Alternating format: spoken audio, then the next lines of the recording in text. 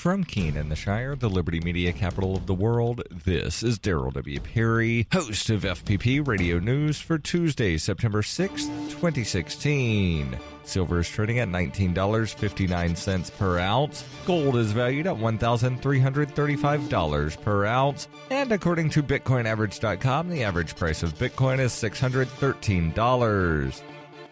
Antiwar.com reports 3 bombings were reported on Monday in the Afghan capital city of Kabul in the area around the defense ministry. The first blast was a remote-triggered IED, which gathered security forces in the area and led to a major suicide attack in the same area. A third blast, described as a car bombing, was reported shortly thereafter, and locals reported hearing gunfire from the area around the embassy district, though officials have yet to confirm any of the shootings. All told, at least 30 people were killed and 91 wounded. Security forces appear to have borne a significant portion of the casualties in the attack, with one of the city's district police chiefs reportedly among the slain in the bombings. The Taliban claimed a much higher death toll, saying they killed 58 officers and commanders in the strike. Afghan President Ashraf Ghani issued a statement attempting to downplay the incident, suggesting that the Taliban attacks proved that they had lost their ability to fight the security forces. Despite this, there is still very much such fighting ongoing, with the Taliban still controlling substantial territory nationwide. For nearly 40 years, Roberts & Roberts Brokerage has been a trusted source for buying and selling precious metals like gold and silver. They also take Bitcoin for precious metal purchases and have permanently removed the minimum purchase amount for all orders paid in the digital currency. Call Roberts & Roberts today for knowledgeable advice on buying and selling precious metals and a forward-thinking approach to new technologies. 800-874-9760 or visit online at rrbi.co.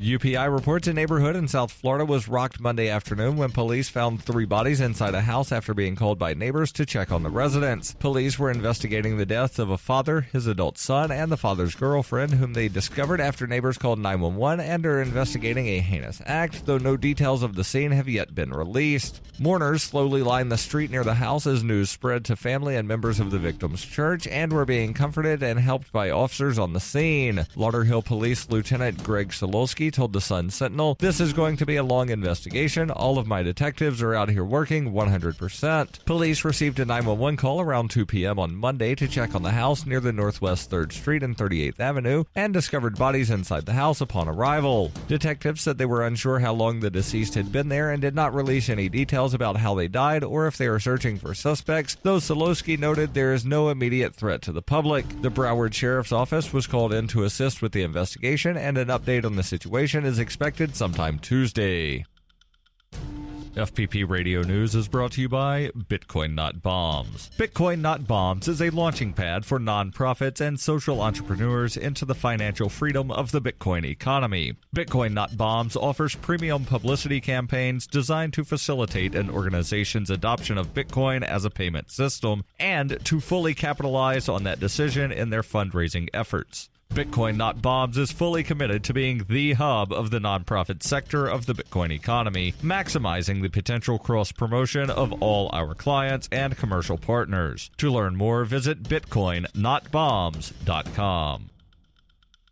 Reuters reports President Barack Obama said on Monday that NFL quarterback Colin Kaepernick was exercising his constitutional right by refusing to stand for the national anthem, although he added that the nature of the protest could make it hard for some to hear his message. Kaepernick sparked controversy last month when he remained seated before a preseason football game during the traditional rendition of the Star-Spangled Banner, saying it was a protest against racial injustice and police brutality. During a second game last week, the San Francisco 49er took one knee instead of standing. Many Americans have denounced the gesture as a sign of disrespect to the flag, though he has drawn support from some people, including some fellow players and Megan Rapinoe, a star of the U.S. women's national soccer team. Obama said he had no doubt about Kaepernick's sincerity, but acknowledged that the protest was difficult for some members of the military and law enforcement to swallow. Kaepernick, who led San Francisco to the 2013 Super Bowl but has since been demoted to a backup, is the latest professional athlete to use his celebrity to call attention to the issue of mistreatment of minority groups by law enforcement.